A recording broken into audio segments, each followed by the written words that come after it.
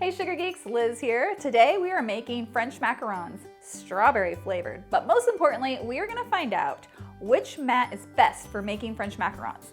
Honestly, I have no idea what's gonna happen, but we're gonna find out coming up next on the Sugar Geek Show.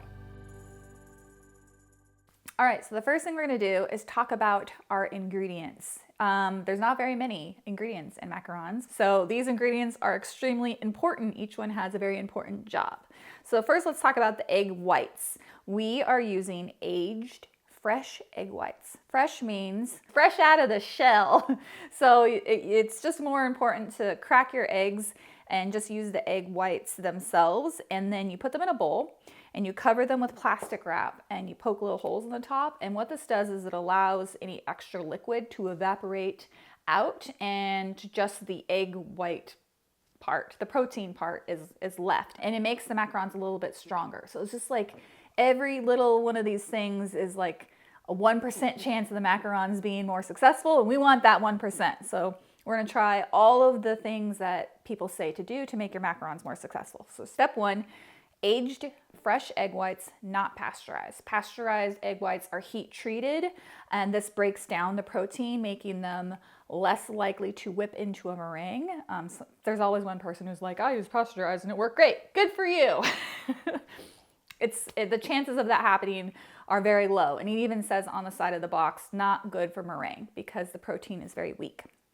I should also mention that when you're cracking your egg whites, you want to make sure you crack each egg into its own bowl, just in case the egg yolk breaks. You don't want to ruin your whole batch of egg whites, and then use the egg yolk for like lemon curd or creme brulee or lemon curd with creme brulee. You just want to make sure there is not a speck of egg yolk in those egg whites, because even a tiny little speck can ruin your meringue and it will not whip up to stiff peaks no matter what you try. Secondly, you want to make sure that you're weighing your egg whites. So depending on where you're from, or if you live in the country like I used to, eggs come in different sizes and egg whites come in different sizes. So we are going off of ounces. 1 egg white equals 1 ounce. And while we're talking about measuring by weight, you actually want to measure everything by weight. The almond flour and the powdered sugar is all by weight, down to the gram. So we're using a handy dandy scale to measure out all of our ingredients. If you need more information on how to use a kitchen scale, you can watch that video I did on that one. Don't ask me about cups, okay? I swear we're gonna make macarons at some point, but this is important information to know, I swear. If you don't wanna hear this, you can click forward. I won't blame you. So that brings us to the almond flour.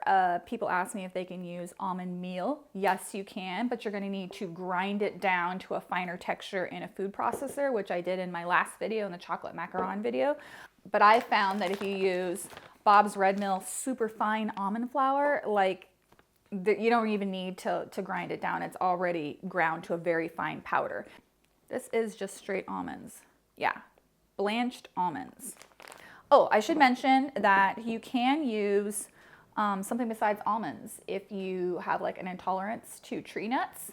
I read that you can actually use pumpkin seeds. It's a very similar texture. It's very similar oil content. You just have to grind it up into your own flour, unless pumpkin seed flour exists. It might.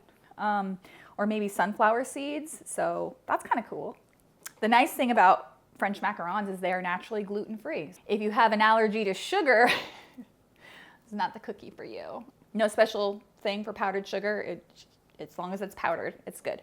I prefer to flavor my macarons with emulsion, not extract, because it actually is a stronger flavor and has sometimes color in it. So you can just like kill 2 birds with 1 stone. This is Loran Oil's strawberry emulsion, but I also really like Amaretti wild strawberry emulsion, but it's so expensive. So I'm using this one. And then we have some cream of tartar, which is actually just something that makes the egg whites stronger. Technically, you could get away with not using this, but there's a 1% chance that these macarons are gonna turn out better if we use cream of tartar, so we're using it. And then we have our just regular granulated sugar, which adds some more sweetness to the cookie, and it also helps make our meringue nice and stiff. I'm using a KitchenAid mixer to make my macarons because My Bosch is huge. So unless I'm gonna make like a quadruple batch of macarons, the bowl is a little bit too big for what I need it to do. So I like to make my macarons in a KitchenAid mixer. Normally I use a glass bowl, but I broke it. This is like the saddest day ever. So we're using my metal bowl. You don't wanna use a plastic bowl if you happen to be not using a KitchenAid mixer. Plastic holds on to oil and butter, and then that gets into your egg whites and it can stop them from developing. So you want a nice metal stainless steel bowl and a metal attachment.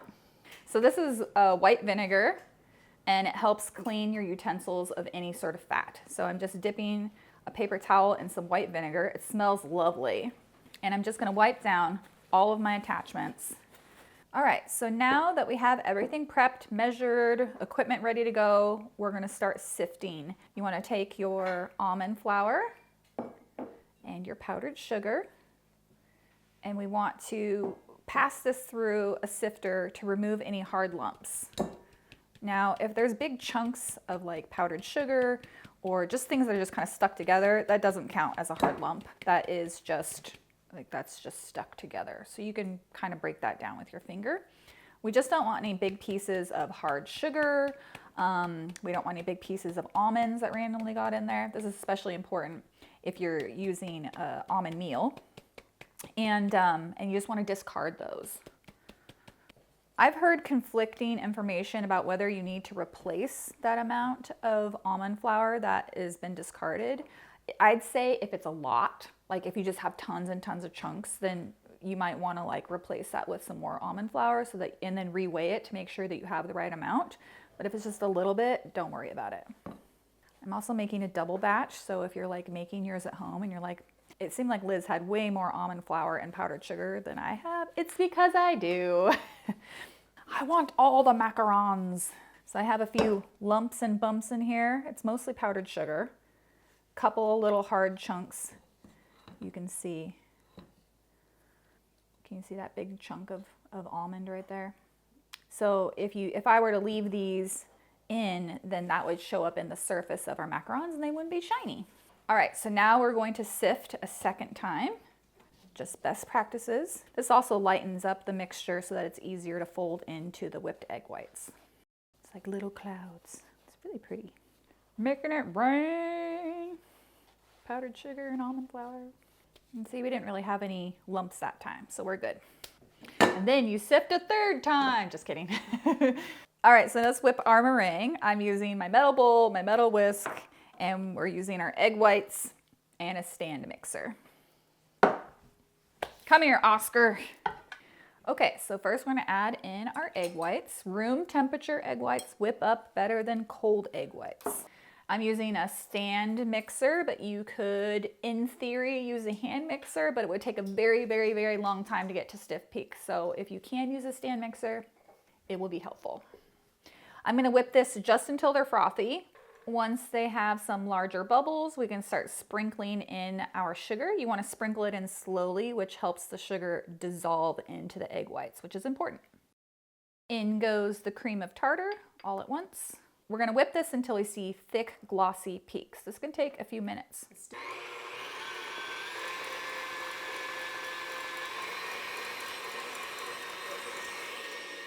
Let's talk about this consistency.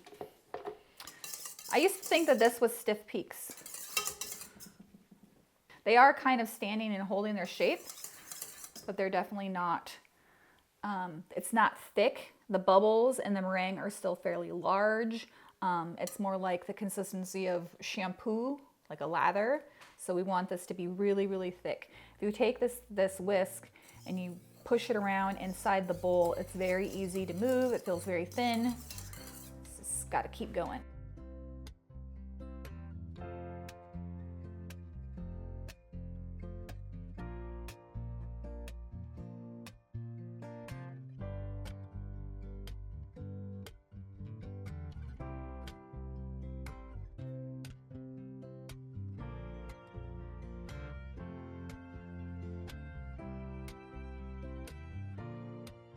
All right, I can definitely feel that this is getting stiffer. Our meringue is starting to gather inside the whisk. It's still glossy. Just gonna like do that test. Are you? I don't want to hold it over my head. I'm scared. I feel like it's still a little bit soft because the middle gets thicker before the outside does. So even though the middle feels fairly stiff, the outside isn't. So I'm just going to kind of give it a couple little mixes by hand to get that outside part to the inside. And we're going to add in our emulsion. If you're going to add in any food coloring or anything else, now is the time.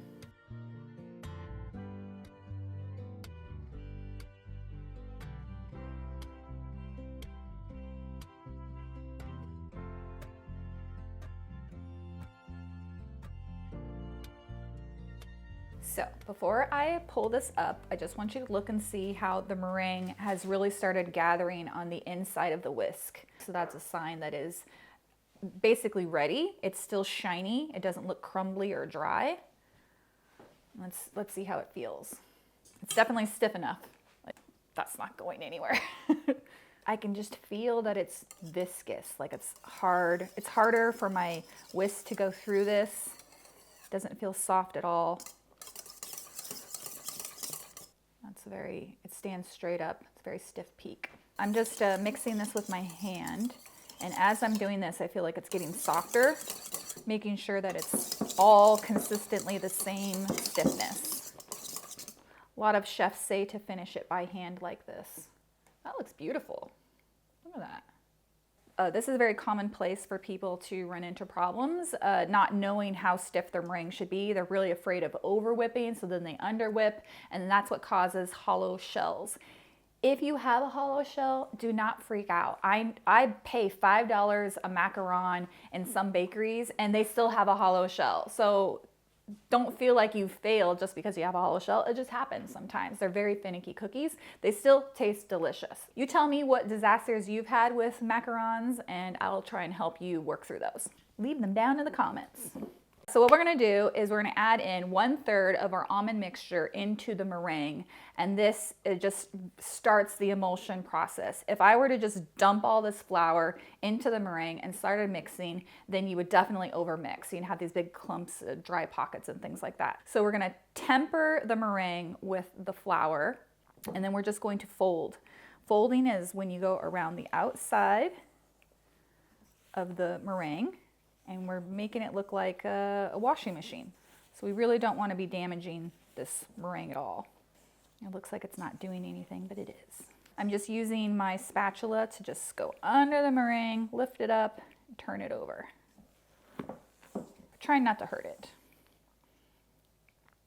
Cut through once.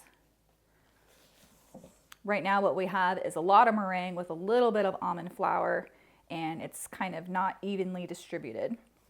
So now I'm going to add in the rest of my flour. So the first thing we're going to do is focus on just incorporating the flour into the meringue by folding. Don't worry about anything else right now. This is where you get your arm workout in. Really regretting those 2-pound weights in jazzercise yesterday. We have a very lumpy, weird batter now, but it is all incorporated. So now, the next step is getting it to the ribbon stage. See, the ribbon stage is when you go like this. Okay, so the ribbon stage is when the batter falls off of the spatula and you can make a figure 8 with the ribbon of batter. To get to the ribbon stage, we need to knock a little bit of this air out. So we're going to hold our spatula flat and rotate around. Do that a couple times. And then underneath. It starts to look like lava, starts oozing. Looking very flowy. It is looking more cohesive though. If at this stage your batter is looking really watery or broken, you just may not have whipped up your egg whites correctly. And unfortunately, the only thing to do is to start over. Doing this very gently. You want to be gentle with your macaron batter always. A little test. This is not a ribbon yet. This is just falling off in a clump. Yes, if you've watched enough recipe videos like I have, some people have like exact amounts of turns and like all of these really specific things that they try, but to me, it just depends on how much liquid is in your egg whites and how humid it is that day, how old your eggs are. There's so many things that can affect it. Okay, so this is starting to get a little bit more to the consistency we're looking for. Okay, so I'm very, very close to being able to make a figure 8. See how it just runs in a strip like that. There we go.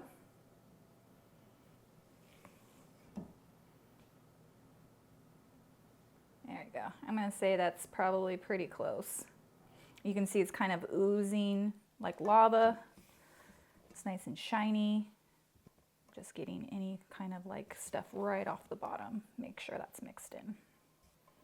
Into a piping bag we will go. I have a 804, just a medium round tip. It doesn't matter really what size. All right, so I'm going to put my batter into my piping bag first. I feel like the batter starts to get kind of like a weird consistency after it sits. So I want to make sure I pipe everything out at the same time. So let's talk about our pans really quick. I'm using this mat that has little ridges that supposedly make it easier to hold in the feet and for them to keep their shape. We've got a regular silicone mat that's just flat, fairly large though, so I'm going to try and make them all the same size. And then what I always use is parchment paper with a template.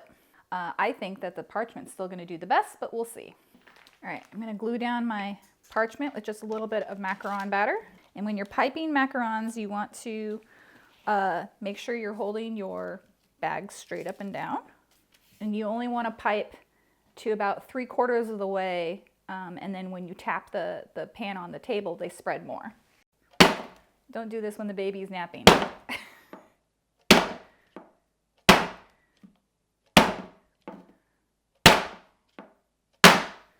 So you can see some little bubbles popping. I can actually see some bubbles coming to the surface. And then you can come in and sit here and pop any sort of bubbles that you see under the surface. Because not only do they cause problems during baking, see that big bubble, they can cause cracking, but they also just make the surface of your macaron like not pretty. And just remember, even if they don't look perfect, they will still be yummy. Now that these are piped, I really want to take out my template. The paper can like change the way they bake, so now I'm going to set these aside to dry while I pipe out my other ones. So depending on how humid it is, this could take 15 minutes if it's really dry in your area, or it could take, you know, like an hour. So you just want to let them dry until you can touch them and you feel like this leathery skin on top, a texture. It's not sticky. I forgot to mention that it's important to pipe straight up and down so that you have even amount of batter on all sides so your macarons don't rise unevenly. Let me know in the comments which one you think is going to turn out the best. Taking bets.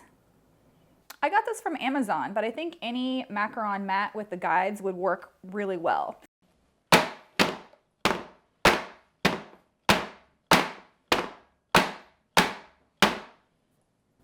One of the problems people have is their macarons sticking to the parchment paper, in which case that just means that your macarons are not quite baked enough, or they're too wet, basically. And so you can always just bake them for like another extra minute. They should release off of the parchment paper very easily. All right, now let's try this guy. Yeah, there's a lot of spots on this one. That's kind of nice. I wonder if this little ridge is gonna leave a spot on the bottom. I guess that doesn't really matter. If you wanted to add sprinkles to your macarons, this is when you do it. They have to be nonpareils or jimmies. If they are metallic sprinkles, they heat up and then they melt through the tops of your macarons. Guess how I figured that one out? So now I'm just gonna put these here until they develop a nice leathery skin. Got my space heater going to make the air warmer because it is very humid today. And hopefully in 20 minutes we'll have macarons ready to go in the oven. While doing some research on brownies and how brownies get like that crackle texture, I learned that when you whip together eggs and sugar, that actually is what develops that shell. So that's why it's really important to be whipping up those meringues to a stiff peak, is because it develops a really thick meringue shell. Okay, so we have a skin that has developed on top of these guys. So that means that when we put them in the oven and they start baking, the skin is going to trap all that air, lift the macaron cookie, which makes those beautiful little feet around the bottom. Bake in the oven at 300 degrees Fahrenheit for about 15 minutes or until they're just starting to turn lightly brown around the edges. These guys are a little bit on the smaller side, so I'm going to bake them for 10, but if they were bigger macarons, you want to go closer to 15. They should pull off the parchment or silicone mat easily. The moment of truth. Okay, all of our macarons are baked. We have the silicone mat, the parchment, and then the silicone mat with the ridges. The thing that I noticed first of all is that most of them have turned out really well. There's no cracking, there's no splitting, there's no exploding feed out anyway, so that's proof that we mixed them properly. And I don't ever use silicone mats, so I'm actually really surprised that these turned out so well. Maybe it's because this is a special silicone mat just for macarons, but they are perfectly even. Every single one rose perfectly, except for this one, which could be just, it wasn't mixed well, but they're all like really nice feet, and they release super well with a really smooth and shiny back. There's no sticking, no cracks. If your macarons are sticking to the mat, then they might not be baked enough. And then the parchment paper, which is what I usually use, I feel like did not perform as well as it normally does. All of my macarons on this side and this side all fell over and collapsed. And that could have been from the parchment paper lifting on the edges. Could have been from uneven baking, but I mean, otherwise the ones in the middle, they have nice smooth bottoms, nice feet. They're definitely not fails. This mat over here caused me the most problems, which I didn't really understand why. I might have just bought a cheap one, but these sides all curled up during baking. So all the ones on the side collapsed and fell over, which is really sad. You know what it might be? This mat might be a little bit too big for this pan. So it wasn't lying completely flat. So that's probably my fault. You do have to make sure you let these cool for 5 or 10 minutes before you try and remove them from the silicone mat or the parchment, because they will stick and tear if you try to take them off when they're still hot. As far as the actual cookie goes, so these are not even brown at all on the bottom. So I feel like this maybe insulated it and possibly needed a little bit more baking because they're sticking. Yeah, I definitely bake for longer on these thicker mats. Literally every single one of these is stuck. Oh, there's one. I got one off. Okay, we have a pair. They're 2 different sizes. I'm filling these guys with just some vanilla Italian meringue, which tastes super delicious with French macarons. You can fill macarons with curd, American buttercream, ganache. I mean, that's really where they get all of their flavor from. So you can be creative. If you want some ideas for macaron flavoring, go ahead and check out my filling and frosting recipes on sugargeekshow.com. All right, results. I think this was my winner. Mostly because it was really easy to use. All of the macarons turned out perfectly. It has the guide built in, so I don't have to like put the template underneath the parchment paper. I don't have to glue down the edges. I think one of the reasons this did work well is because it is actually a silicone baking mat. It's not just thick silicone. There's lots of space all the way around the outside edge. It fits perfectly in my pan, like, come on. And the guides are evenly spaced. So it's like somebody knew what they were doing when they made this. I think this one might have been user error. Like, it didn't fit my pan very well, which I would say is a downside. Like, I don't want to have special pans for my mat. So this mat is just very slightly too wide, so it didn't quite fit in my pan very well. The macarons stuck very badly, and it could just be this brand. So, I mean, I'm just saying that this particular brand did not work out for me. and they stuck super bad. And then there is my parchment paper, which I really wanted to win, but alas, I mean, there's no comparison. The silicone did way better than the parchment paper, and half of my macarons fell over because I think my parchment paper lifted. So silicone, you win. The good news is they all taste the same going in the mouth. The strawberry is so good. If you put these in the fridge and age them overnight, they get even better. They get chewier, the flavor develops even more. So definitely stick these in the fridge and let them age overnight. You can also freeze them. Take the shells, put them in an airtight container, stick them in the freezer, make 1,000 of them all at once, and then you will have French macarons whenever you want. So that's it. That's everything you need to know about using different types of mats for making French macarons. If you want to see more videos like this one, which I know you do, don't forget to hit that subscribe button. I'm Liz Merrick, and I'll see you guys next time. Bye. I'm all jazzed up on sugar.